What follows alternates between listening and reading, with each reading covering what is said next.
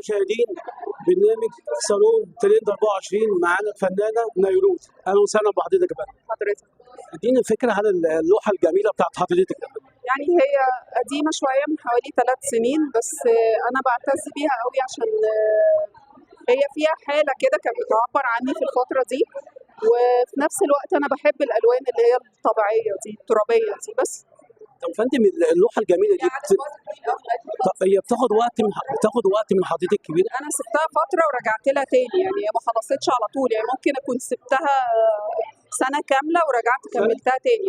اشتغلت في حاجات تانية وبعدين رجعت كملتها تاني، بس هي لما خلصت أنا انبسطت بصراحة يعني. لا يا فندم، لوحه جميله وفيها الوان جميله داخله في بعضيها كده. الله يخليك كلك. وفينا يا فندم على اللوحه الثانيه دي. ده زي سكتش خطي سريع كده، وبعدين عملتها لوحة. هي زي حالة، عشان أنا بحب الحيوانات الأليفة قوي، هي زي حالة ما بين البنت والحصان، فالحالة اللي هي ما بينها وبينه باينة في وقفتها وبصتها دي، يعني في ما بينهم ألفة يعني. بس يا فندم، واللوحه دي برضك اخذت وقت منك؟ لا، دي خلصت في حوالي 10 دقايق. دايما اللوحة لما بيبقى الورق اسود وانت بتشتغل عليه بالابيض بتبقى زي الفيلم بتاع الكاميرا بتاع زمان، الموضوع بيبقى معكوس. بدل ما انت تظلل كل الشغل، هو بتحط كام خط بيبين الشغل عامل ازاي في الليل بس. طب يا فنانه، طبعا انت خدت جوله في المعرض. ايه اللي والله لسه طب ايه اللي لفت حضرتك في اللوح الجميله دي؟ انا بصيت هنا بس استاذه دعاء، طبعا دي لوحتها تجنن، انا عارفاها وبتاثر فيا جدا. اول مره شفتها بكيت يعني، اللي هي اسمها تقريبا بعد الرحيل، يعني حياه البني ادم بعد ما بيبقى تحت الارض يعني. واستاذه رشا برضو لوحتها تجنن بصراحه، عجبتني جدا. فيها برضو ألفة ما بين الاصدقاء او الاخوات، فانا حسيتهم قوي الاثنين، بس انا لسه بقيه الاوض ما لفتش فيها بصراحه. ايه الجديد للفنانه؟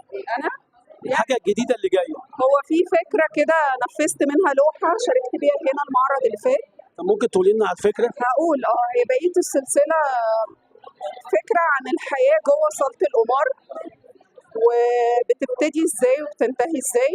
يعني هيبقى فيها زي عظة، بس هي الفكرة ان الصالة كلها هيبقى فيها الوان وفيها الحياة بقى بتاعت الحياة اللي مش صح، يعني الحياة غير السوية، يعني اللي بتاخده يعني تاخد البني ادم للحياة الليلية دي، السهر والسكر والبعد عن ربنا.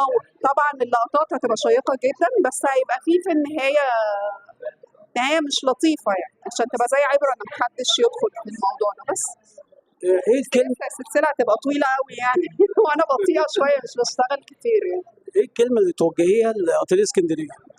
انا بحبهم قوي، وكنت متضايقة قوي ان انا ما كنتش بشارك معاهم، لان كنت بعرف المواعيد وكنت بكسل اجي اشارك في اكتر من معرض. بس لما جيت دي رابع مرة، انا انبسطت معاهم جدا بصراحة. واستاذ فتحي بركات راجل محترم جدا بصراحه. حاجه جميله يا فندم، الاستاذ فتحي بركات ان فاتح الصالون، او فاتح الاتelier للمجتمع السكندري، ثقافه، اي حد يعمل ندوه، دي حاجه جميله. صحيح، انا متابعه وبنبسط قوي من بقيه الندوات ومن التفاعلات بتاعت الناس اللي بتيجي، الفنانين والمهتمين بالفن والناس المتذوقه. انا بتابعهم دايما، الموضوع في نشاط مستمر بصراحه. طبعا احنا مفتقدين الاتelier القديم. طبعا طبعا، بس الفكره في ان الاسم يبقى مستمر بدل عدم وجوده خالص. اكيد طبعا. بنشكر حضرتك. ميرسي قوي، شكرا. الى اللقاء مع شخصيه مصريه جديده.